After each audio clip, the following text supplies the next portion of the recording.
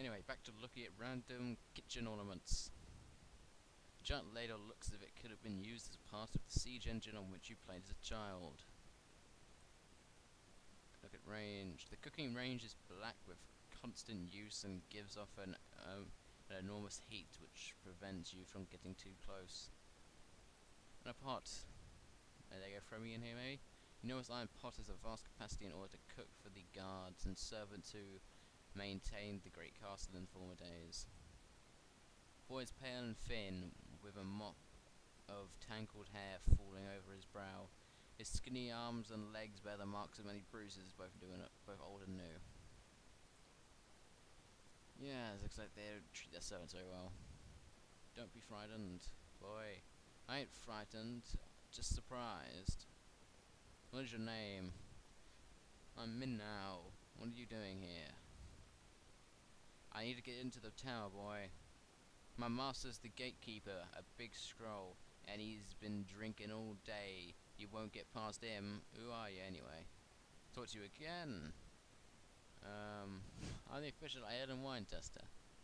They're going to take you home, boy. A come for Selena.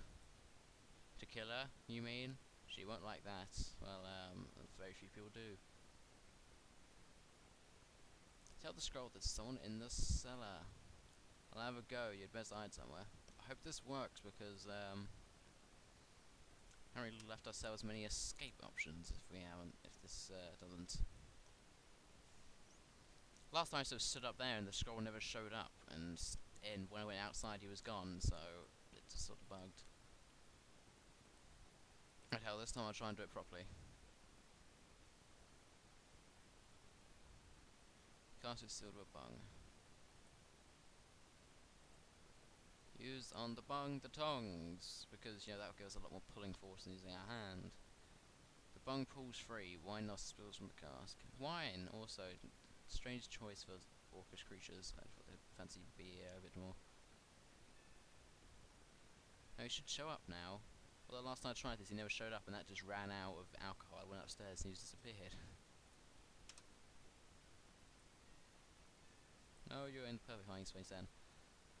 I think it's kind of annoying for that. I'll get onto my thoughts of the game as well as we get towards the end. Or maybe after we finish, you'd want to listen to my opinions. Or while we're waiting here anyway, if we're not doing anything. In terms of what I think, I'm glad the Revolution software got a second try. Just because this game is, well, it wasn't all that good. I mean, I guess it might have been quite cool for the time, but their second attempt, I think that must have been Beneath Still Sky, and that's a masterpiece. And so yeah, I'm definitely glad they got to keep making these adventure games. They're sort of wandering around the AI thing they programmed. It's not very intuitive. It doesn't work too well. It basically just means it prolongs the game by having you have to search around for these random NPCs who may or may not be where you want them to. You'll always have, like, well, they always have problems like this with Beaver Still Sky, but I mean, far less than this game. The pathing is also very terrible for this game. I mean, look, I'll try and move over there. Oh, okay, fine then, work this time. Look, we'll try and move into the corner here. And it worked that time. Generally, the pathing is terrible. Like, last set I had a problem in trying to, and all the characters constantly get in the way because they don't know how to walk around you or whatever. So I'm trying to get back there, you just try walking to the corner there and you see it's not okay, now that the cast has run out, so I'm just gonna have to check to see if he's up there anyway. Where are you going? Yeah, I'll see you. There's empty up here. Let's check the hallway, I guess. Ooh, a fork. I cannot be bothered to pick that up. Because I can't anyway.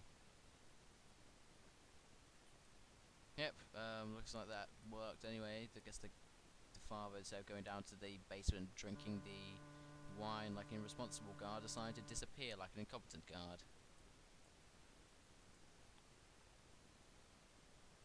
And of course, all the scroll are too drunk to do anything apart from this one scroll patrolling. Even the ones that are still moving about don't seem to care much. And well, very barely moving about from the looks of it. In fact, it looks like he might have just broke his neck from leaning back too far. Oh god. I swear that's a noise I'm hearing throughout the entire game, and now I've figured out that that guy dripping. Why could I hear that throughout the entire city? Okay, it's a lever. Pull it. Lower the drawbridge. Oh, it's jammed, yes. Let's go grease it up a bit with the fat we just picked up. Unfortunately, unlike the most items in this game, this fat will not be staying with us anymore. And also, in terms of visuals, the game is quite nice looking. I mean, it's like they tried to count their own sort of setting. Although still, Beneath the Still Sky setting is far better. So let's pull this out. And on these things, I'm only two-person jobs. Only two-person job.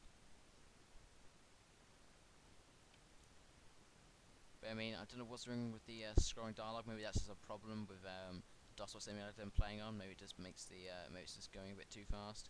I'm using the GG version, so I'm not quite sure how to change that on this. Don't know if the DOSBox shortcut keys work, but I might just leave it how it is for now. I believe Still Sky is its own in-game one. Here's the guy we're looking for. Those are some really weird things, like when we try and tell other people to do stuff. Most of the time it bug out, doesn't work. I don't know, I just want to get out before the short guy. And also it has a stupid arcs function. That's literally useless. I don't think you can use it once in the entire game. Can't help you no more, let's escape. But anyway, let's try and use some commands here, see if this works. Pull lever, finish. It's very simple.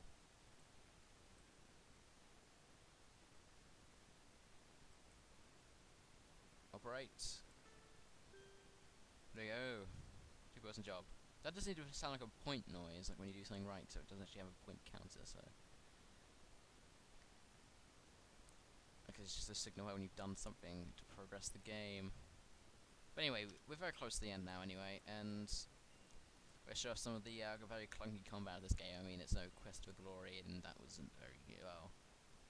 Originally, it's the one I played so far wasn't brilliant. But I mean, that was the adventure game which incorporated combat quite nicely. Oh, whoops. And it's fun if I can have got massive axe and I can fight. For some reason I can't beat up this scroll who's just gonna keep killing me. And there's the wrong save. Let's save 2 then, I guess. Yep. Let's go quickly. He spills blood on the floor out of a cup. I mean, that's his arm and that's a glove. Really can't tell. Although yes, as I said, the visuals are nice. Yep, he's not even walking over to me. This is quite a sickly room. You know, there's puke and stuff all over the place.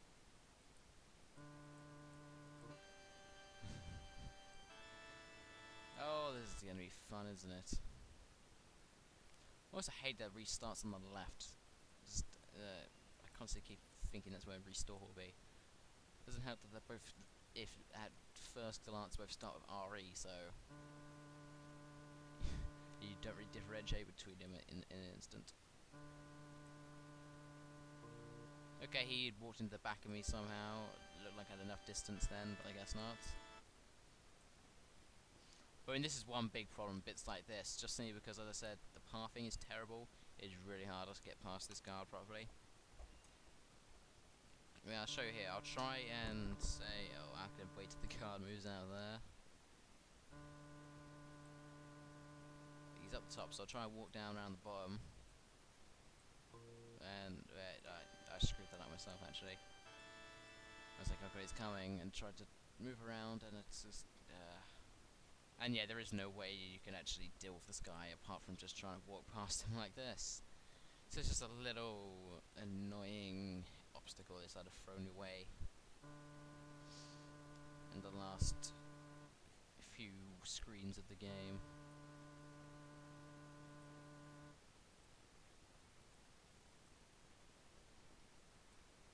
Look, like I'm trying to walk to the door, instead he has to walk up to get to the door. Because he was to be in line with the door, and it's kind of annoying because he was walking straight into that scroll. But hey, look, I got past him. I'm saving right away. Don't do that again. here. Yep. And this is technically the same screen, so I'm not counting it as a new one.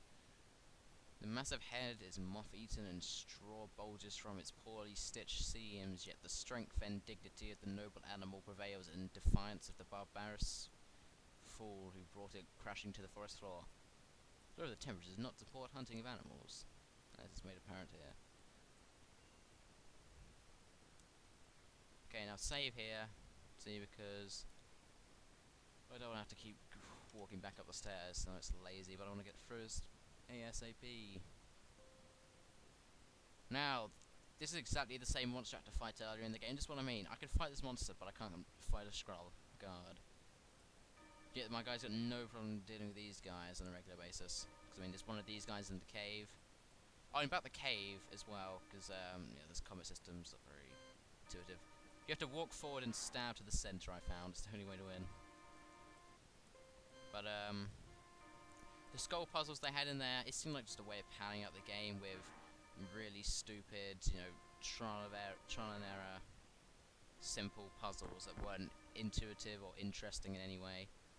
Look, that guy fell pretty easy. In fact, he feels this exact same difficulty as the first one. Nice cool statue there. But anyway, onwards to the end of the game. I've already sort of expressed my opinion, so I won't bother doing that at the end. Hey, different music finally, that's nice. All it did just sound like some flatulence. And that is pretty menacing. And, oh my god. Yeah, it's not very effective, I can dodge it like that. It looks like a stone, but we actually threw his head. And she falls on the floor with no clothes, and the game was just saved from being an 18 rating by a quick cut to text. And so the town of Turnvale was freed from Selena's evil tyranny. The scroll remained, but eventually they became part of the everyday routine and the sleepy summings. And my fair Jewin, she grew plump and content with babies. I sometimes imagine the surprise on the faces of Nellie, Ratty, and all my friends, were I to visit them and at the Magpie Tavern. But that chapter of my life is closed now. When Luther and Jewin were wed, I left Turnvale, perhaps forever. Yeah, so it looks like we didn't get to run off the ladies. And it's going to crash out of the game, so I'll just end off here, guys. So, I'll catch you next time on whatever I happen to be playing. Hopefully Beneath a Steel Sky. I'm really looking forward to doing that. Maybe I'll do it today, just because I'm that hyped.